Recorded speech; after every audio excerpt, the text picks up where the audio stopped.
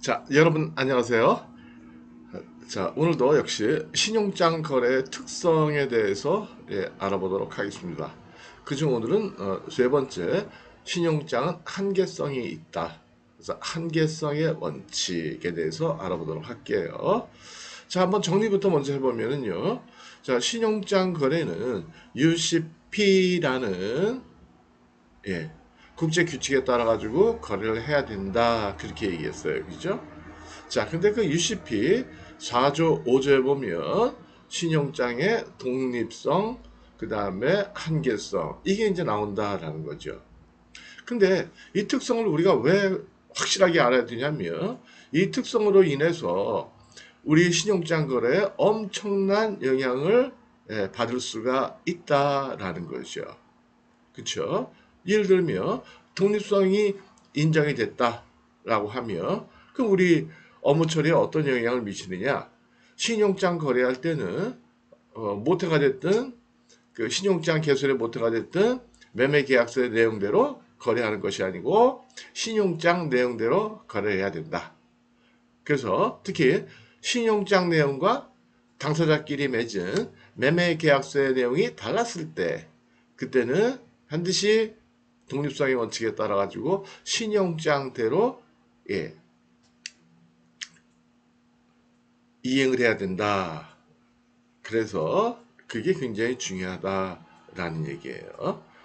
그 다음에 추상성의 원칙이다라는 거는 말씀드린 것처럼 신용장 거래는 예, 서류상의 거래다라는 거죠. 그게 무슨 말이에요? 신용장 거래할 때 셀러 입장에서 선적한 다음에 대금을 지급받을 때 물건을 은행이 확인하고 대금을 지급해주는 여부를 결정하는 게 아니고 셀러가 제출한 서류만 심사해서 그 서류의 내용이 신용장에서 요구하는 내용과 동일했을 때 그때만 돈을 준다. 아니면 언페이드 될 수 있다라는 거예요. 추상성이라는 게 뭐예요? 셀러 바이어가 거래하는 대상, 이건 어떤 형체가 있거나 뭔가 있잖아요. 그죠? 근데 소리라는 거는 그걸 상징적으로 나타내는 거잖아요. 그 추상화라는 거 아시죠? 추상화. 피카소, 추상화, 이런 거. 그게 뭐예요? 추상화라는 거는 뭔가 이렇게 막 이해하지 못할 정도로 막 그리는 것 같은데, 예, 결국 그게 뭔가를 상징하는 게 있다는 거죠. 그쵸? 예, 예. 그래서, 자, 어쨌든 신용장 거래는 UCP에 따라서 해야 되고 UCP에 따르면 신용장의 특성, 특별한 성격은 두 가지가 있다. 독립성과 추상성이 있다. 그랬어요. 근데 이러한 독립성과 추상성을 인정해준 이유는 뭐냐면 은행의 업무 편의를 위해서, 은행을 위해서 그렇게 정해놨다라는 거죠. 자, 그럼 오늘 세 번째 한계성의 원칙, Principle of Limitation. 예. 자, 근데 이 한계성의 원칙이라는 거는 UCP에는 나와 있지 않아요. 그런데 UCP에서 신용장의 독립성과 한계성을 인정하다 보니까 어떠한 이러한 특성이 나온다라는 거죠. 근데 이 한계성이라는 건 뭐야? 한계라는 건, 야, 너도 뭐 다 잘하는 줄 알았더니 뭔가 한계가 있구나. 너도 약간의 어떤 문제가 있구나. 뭐 그런 거잖아요. 그죠? 어려운 게 있구나, 문제가 있구나. 뭐 그런 뜻 아니겠어요? 한계라는 게. 이것도 그런 의미에서 한계예요. 그래서 신용장의 한계성이라는 건 뭐냐면 독립성과 추상성이라는 그 은행의 업무를 위해서 인정을 해주니까 하다 보니까 뭔가 예, 불편한 점, 안 좋은 점이 생기더라라는 거예요. 자연스럽게. 예. 그러니까 혜택을 베풀어주면 특혜를 베풀어주면 뭔가 그렇잖아요, 그죠? 특혜라는 거 베풀어주면 받은 사람 좋겠지만 뭔가 나쁜 영향을 미칠 수 있잖아요. 마찬가지예요. 그래서 그럼 어떤 내용이냐? 수입상의 입장에서 보면 신용장이 물품의 품질을 보장할 수는 없다는 거예요. 예. 왜요? 대금을 지급하는 은행이 서류만 보고 판단하는 거잖아요. 추상성의 원칙에 따라 가지고 그러다 보니까 물건은 검사 안 한다는 거죠. 그러니까 품질 자체를 보장할 수는 없다.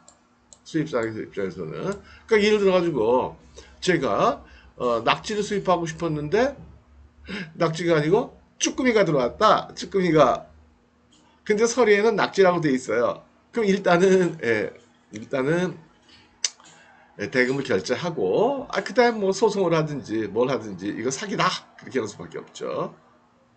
그 다음에 수입상 아니네 수출상이 아이고 죄송합니다. 수출상 잘못됐어요. 오자네요. 수출상의 입장에서는 양질의 물품을 공급하였더라도 서류상의 하자로 인한 대금 결제의 지연 또는 지급 거절을 방지할 수 없다. 그렇죠. 이것도 추상성의 원칙에 따라 가지고 물품은 상관이 없다는 거예요. 아무리 물건을 좋은 거를 줘서 제공했더라도 서류를 작성할 때 잘못했다. 하자가 있다. 하자를 영어로 뭐라 그럴까요? discrepant. discrepant. 하자가 있으면 돈을 못 받을 수도 있다. 뭐 그러나 꼭 못 받는 건 아니에요. 하자가 있더라도 은행이 돈을 지급하겠다. 괜찮아. 바이어도 괜찮아. 그럼 뭐 받는 거죠. 근데 물론 하자로 인한 그 일정 수수료 이건 더 내야 돼요. 그 다음에 수입상이 서류 거래의 특성을 악용하여 수출상의 조건을 성실히 이행했음에도 불구하고 서류의 하자를 이유로 지급 거절 또는 가격 인하를 요구하는 경우가 발생할 수 있다. 그냥 돋보기 갖다 놓고 막 번지하는 거죠. 서류를. 아주 사소한 하자. 이런 것들도 점을 찍어야 되는데 컴마를 찍었다. 물론 그런 사소한 하자는 대개의 경우는 그거는 지급거래 사유가 안 되는 건데 일반적으로 이제 그렇게 해석이 되는데 그러나 그럴 수 있다라는 거죠. 일부 은행들은. 왜냐하면 UCP 자체에서는 서류를 어떻게 심사하도록 되어 있냐면 엄밀일체 원칙이에요. 정확하게 일치해야 돼요. 그러니까 점하고 컴마는 생긴 게 다르잖아요. 그죠? 그래서 그렇게 하더라도 어떻게 대응을 하기가 참 어렵다라는 거예요. 이해가 되시겠죠? 그래서 아주 그냥 트집을 잡는 그런 쓸데없는 하자, 사소한 하자를 이유로 해서 지급을 거절하거나 가격 인하. 야, 리베이트 해줘. 100만 불짜리인데 L씨가 내가 이거 너 하자 있어. 나 돈 못 줘. 근데 네가 한 20만 불 먼저 나한테 보내줘. 그럼 내가 L씨 대금 결제해 줄게. 이렇게 얘기하는 경우도 있다. 그 다음에 수출상이 서류거래의 특성을 악용하여 그렇죠? 계약 조건과 다른 상품을 선적하고 서류만 신용장 조건대로 작성해서 지시하면 은행은 대금을 지급해 주기 때문에 수입상 입장에서는 원하는 물품이 아닐 수도 있다. 얘하고 이렇게 거의 비슷하죠. 비슷한 내용이에요. 그래서 어쨌든 수출상의 입장에서는 그게 문제다 라는 거예요. 뭐가요? 서류 작성하다가 실수하면 안 된다. 그 다음에 바이어 입장에서는요. 내가 원하는 제품, 원하는 품질이 아닌 게 들을 수도 있다라는 거죠. 자, 이렇게 해서 신용장 거래 특성을 맞췄는데요. 독립성과 추상성, 그 다음에 한계성의 원칙. 이거는 실무에 엄청나게 중요하게 작용을 하기 때문에 여러분들이 꼭 기억을 하셔야 돼요. 그리고 특히 수출상의 입장에서는 서류 선적한 다음에 선적서를 만드는데 만들기에 100% 지시하는 대로 작성을 해야 되는 거고 그 다음에 바이어 입장에서는요. 바이어 입장에서는 신용장 거래다라고 해서 외상 거래다라고 해서 뭐 돈만 외상으로 지불하는 거지 제품의 품질이나 아니면 제품 자체가 원했던 대로 들어온다는 것을 보장하는 것은 아니다라는 거예요. 예전에 저도 그런 일이 있었다니까요. 중국에서 뭐 특정 국가를 얘기해서 뭐 하는데 어쨌든 어떤 나라에서 장구를 수입했어요. 장구 뭔지 아시죠?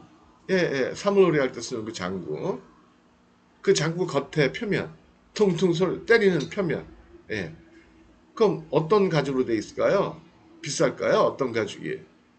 보편적으로는요. 아시나요? 소가죽을 많이 써요. 그렇대요.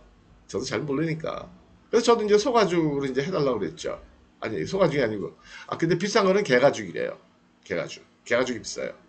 그래서 이제 개가죽으로 좀 비싸게 좋은 걸로 그렇게 했는데 딱 들어와서 보니까 예, 쏘가지고 돼 있는 거예요. 그래서 일단 대금은 지급을 하고, 근데 그건 사기 아니에요. 사기, 그쵸? 예. 그래서 엄청나게 문제 해결하는데 시간이 많이 걸렸어요. 힘들기도 했었고. 예. 자, 어쨌든 이렇게 해서 시정장 거래의 특성에 대해서 다 마쳤고요. 예, 계속해서 다음 시간부터도 계속 시정장에 대해서 말씀드리도록 할게요. 자, 내일부터 이제 추석 연휴네요. 예, 연휴 잘 보내시고요. 맛있는 거 많이 드시고요. 체중 조절 좀 신경 쓰시고요. 예, 그래서 즐겁고 풍요로운 예, 한가위 예, 추석이 되시기 바랄게요. 네, 모두 모두 예, 안녕히 계세요. 네, 감사합니다.